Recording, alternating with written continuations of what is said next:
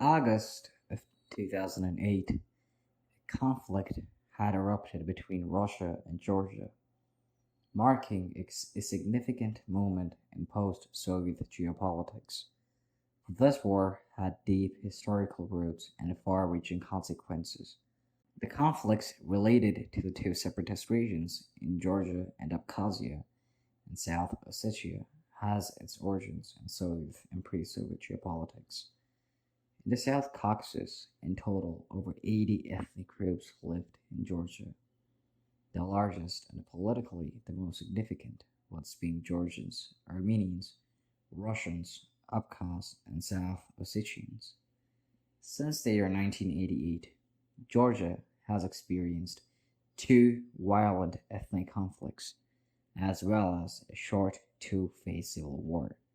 The latter was between different political factions struggling over the control of the Georgian state, while the former were essentially the result of increasingly aggressive Georgian nationalism during and after the dying days of the Soviet Union. Both Abkhazia and South Ossetia had enjoyed substantial autonomy throughout the Soviet period. Even though the population of both regions was ethnically mixed, it was not until intensification of Georgian nationalism from the late 1980s onwards that tensions emerged. The nationalist movement in Georgia became further radicalized after the Soviet troops crushed a demolition of a demonstration in April 1989. The background against which these tensions escalated into full-scale violent conflict.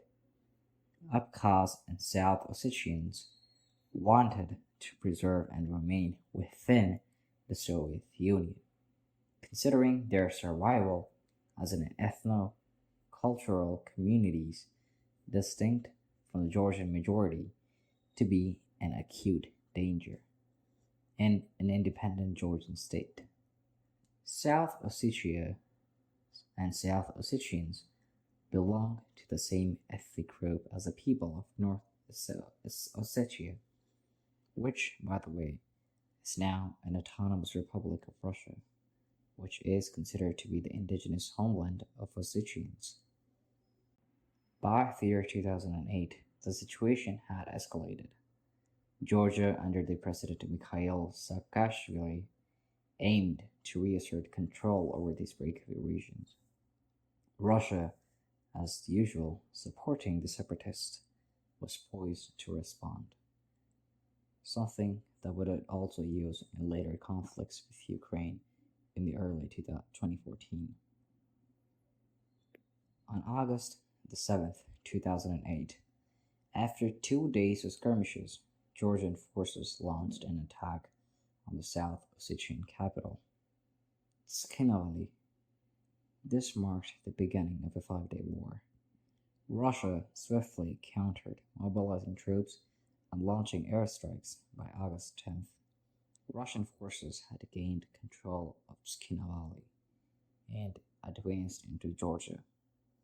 The war resulted in significant civilian casualties and displacement. Over 100,000 people fled their homes, facing a huge humanitarian crisis in the region. As a survivor recalls, "We had to leave everything behind. The fear was overwhelming." And another survivor recalled, "Our village was destroyed. We lost everything we had worked for years." The international community reacted with concern. The West condemned Russia's actions, while some countries expressed their support for Georgia, something which we also have a modern equivalent of with Ukraine. On August the 12th, a ceasefire was brokered by the French President Nicolas Sarkozy, then holding the EU presidency, but the conflict had already changed the landscape. In the aftermath, Russia recognized South Ossetia and Abkhazia as independent states, further complicating relations with Georgia and the West. Georgia faced a daunting task of rebuilding. The war had strained its economy and deepened the divisions within its society.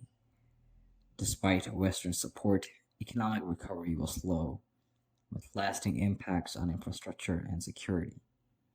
Today, South Ossetia and Abkhazia remain effectively controlled by Russia, which has established military bases in these both regions. The 2008 war reshaped the security landscape in the South Caucasus and strained the Russia West relations, contributing to the ongoing geopolitical tensions.